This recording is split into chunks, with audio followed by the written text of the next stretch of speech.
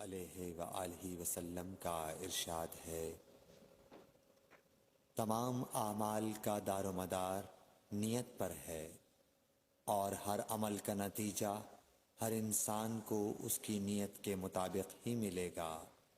پس جس کی ہجرت دولت دنیا حاصل کرنے کے لیے ہو یا کسی عورت سے شادی کی غرض سے ہو، پس اس کی ہجرت انہی چیزوں کے لیے ہوگی جن کے حاصل کرنے کی نیت سے اس نے ہجرت کی۔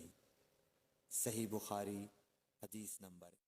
اکرم صلی اللہ علیہ وآلہ وسلم نے فرمایا کہ وحی نازل ہوتے وقت کبھی مجھ کو گھنٹی کی سی آواز محسوس ہوتی ہے، اور وحی کی یہ کیفیت مجھ پر بہت شاق گزرتی ہے۔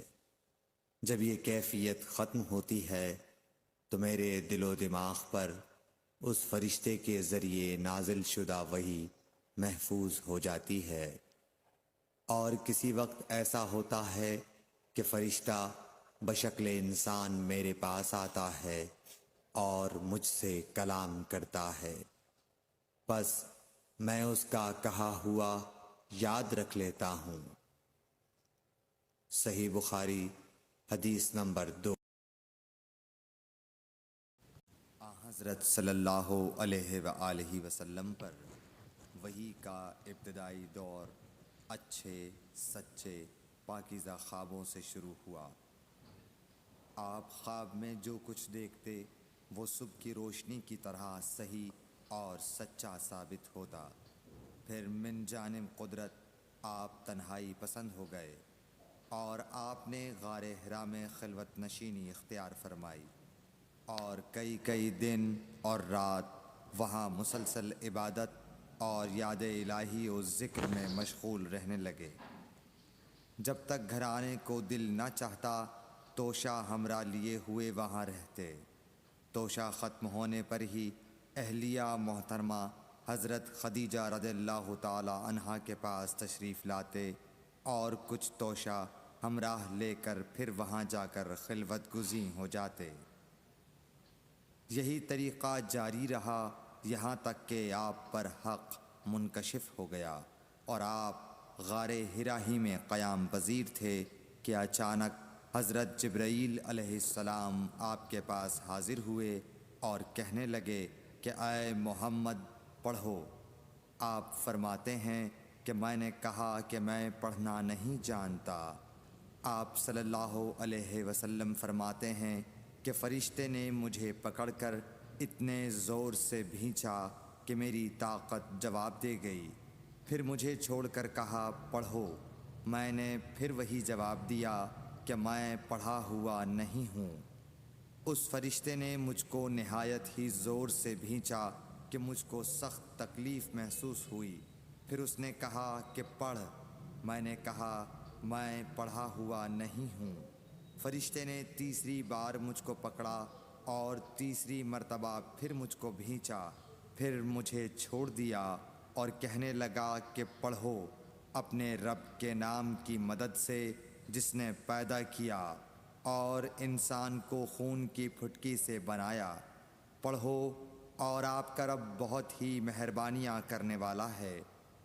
بس یہی آیتیں آپ حضرت جبرائیل علیہ السلام سے سن کر اس حال میں غار حرا سے واپس ہوئے کہ آپ کا دل اس انوکھے واقعے سے کانپ رہا تھا۔ آپ حضرت خدیجہ کے ہاں تشریف لائے اور فرمایا کہ مجھے کمبل اوڑھا دو، مجھے کمبل اوڑھا دو۔ لوگوں نے آپ کو کمبل اوڑھا دیا۔ جب آپ کا ڈر جاتا رہا تو آپ نے اپنی زوجہ محترمہ حضرت خدیجہ رضی اللہ تعالی عنہا کو تفصیل کے ساتھ یہ واقعہ سنایا اور فرمانے لگے کہ مجھ کو اب اپنی جان کا خوف ہو گیا ہے۔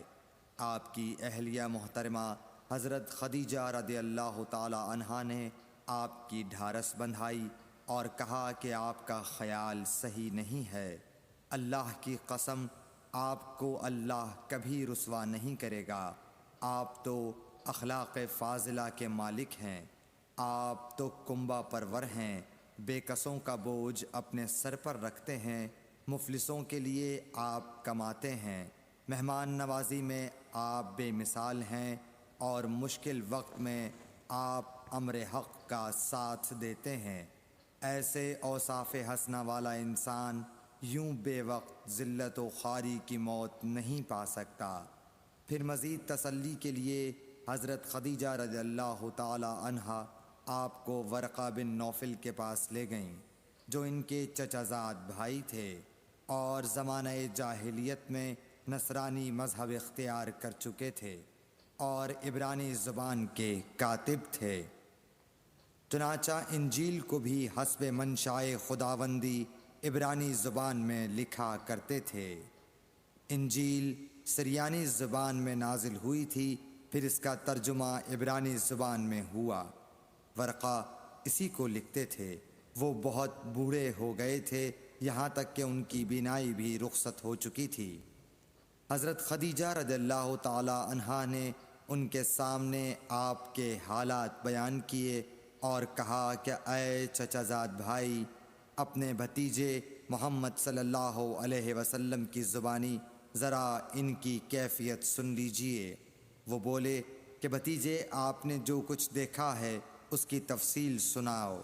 چنانچہ آپ صلی اللہ علیہ وآلہ وسلم نے از اول تا آخر پورا واقعہ سنایا، جسے سن کر ورقہ بے اختیار ہو کر بول اٹھے کہ یہ تو وہی ناموس معزز رازدان فرشتہ ہے جسے اللہ نے حضرت موسیٰ علیہ السلام پر وحی دے کر بھیجا تھا۔ کاش میں آپ کے اس عہد نبوت کے شروع ہونے پر جواں عمر ہوتا، کاش میں اس وقت تک زندہ رہتا جب کہ آپ کی قوم آپ کو اس شہر سے نکال دے گی۔ رسول کریم صلی اللہ علیہ وآلہ وسلم نے یہ سن کر تعجب سے پوچھا کہ کیا وہ لوگ مجھ کو نکال دیں گے، حالانکہ میں تو ان میں صادق و امین و مقبول ہوں۔ ورقہ بولا، ہاں یہ سب کچھ سچ ہے، مگر جو شخص بھی آپ کی طرح امر حق لے کر آیا لوگ اس کے دشمن ہی ہو گئے ہیں۔ اگر مجھے آپ کی نبوت کا وہ زمانہ مل جائے تو میں آپ کی پوری مدد کروں گا۔ مگر ورقہ کچھ دنوں کے بعد انتقال کر گئے، پھر کچھ عرصے تک وحی کی آمد موقوف رہی۔ صحیح بخاری حدیث نمبر 3۔ اکرم صلی اللہ علیہ وآلہ وسلم نے وحی کے رک جانے کے زمانے کے حالات بیان فرماتے ہوئے کہا کہ ایک روز میں چلا جا رہا تھا کہ اچانک میں نے آسمان کی طرف ایک آواز سنی اور میں نے اپنا سر آسمان کی طرف اٹھایا۔ کیا دیکھتا ہوں کہ وہی فرشتہ جو میرے پاس غار حرا میں آیا تھا وہ آسمان و زمین کے بیچ میں ایک کرسی پر بیٹھا ہوا ہے۔ میں اس سے ڈر گیا اور گھر آنے پر میں نے پھر کمبل اوڑھنے کی خواہش ظاہر کی۔